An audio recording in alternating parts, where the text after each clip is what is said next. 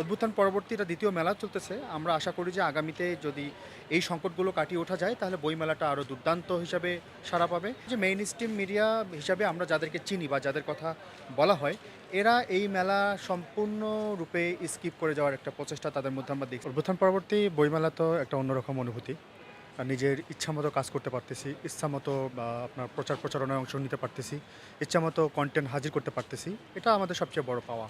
এবং যে জায়গাগুলোতে আমাদের অ্যাক্সেস ছিল না, যে বইগুলো নিয়ে আমরা শঙ্কায় ভুগতাম যে বইগুলো আদৌ আমরা প্রকাশ করতে পারবো কিনা, সে বইগুলো এখন নির্দ্বিধায় নিঃসংকোচিত্তে আমরা প্রকাশ করতে পারতেছি, পাঠকদের হাতে তুলে দিচ্ছি। এটা মনে করি যে অভ্যুত্থান পরবর্তীতে আমাদের বড় পাওয়া। এবারে বায়তুল মোকাররম পূর্ব গেইটে যে ইসলামী বইমেলা হচ্ছে, এই বইমেলাটা একটা নতুন সংযোজন বলা যেতে পারে অভ্যুত্থান পরবর্তী সময়ে। কারণ এত জাঁকজমক এবং সাজানো গোছানোভাবে এর আগে ইসলামী ফাউন্ডেশন কখনোই বইমেলা আয়োজন করতে পারেনি। বইমেলা যে একটা সত্যিকার অর্থে রুচির ব্যাপার, একটা নান্দনিকতার ব্যাপার, এই জিনিসটা ঘাটতি ছিল দীর্ঘ বহু বছর ধরে। এবারই ইসলামী ফাউন্ডেশন এবং প্রকাশকরা মিলে এই ঘাটতিটা ফিল আপ করার চেষ্টা করেছে। তার ধারাবাহিকতায় আপনি হয়তো দেখবেন এখানে বেশ কিছু আন্তর্জাতিক প্যাভিলিয়ন চলে আসছে। তারা তাদের বাহিরের বইগুলো এখানে পাঠকদের হাতে তুলে দেওয়ার চেষ্টা করতেছেন। এছাড়াও বাংলা বাজারের অলমোস্ট সব প্রকাশনীগুলো এখানে চলে আসছে। তারা তাদের কন্টেন্টগুলো হাজির করতেছে। স্টল নির্মাণের ক্ষেত্রে যে শৈল্পিক রুচির ব্যাপার সেটা হাজির করতেছে।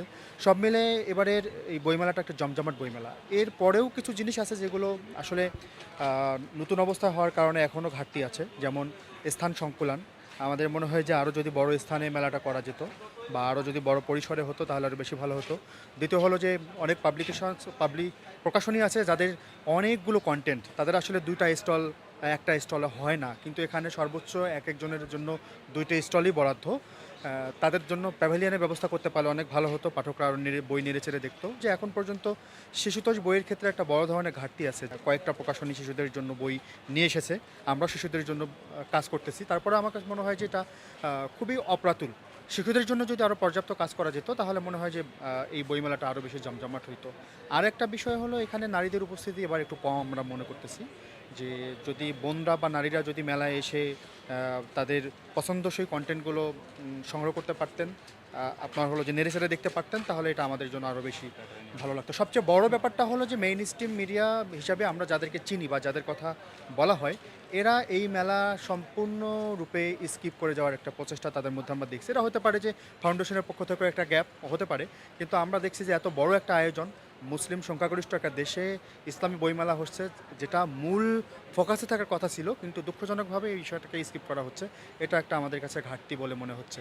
সব মিলেই যেহেতু অভ্যুত্থান পরবর্তী এটা দ্বিতীয় মেলা চলতেছে, আমরা আশা করি যে আগামীতে যদি এই সংকটগুলো কাটিয়ে ওঠা যায় তাহলে বইমেলাটা আরও দুর্দান্ত হিসাবে সাড়া পাবে এবং আন্তর্জাতিকভাবে আরও বেশ অনেকগুলো কান্ট্রি এখানে পার্টিসিপেট করবে বলে আমাদের বিশ্বাস।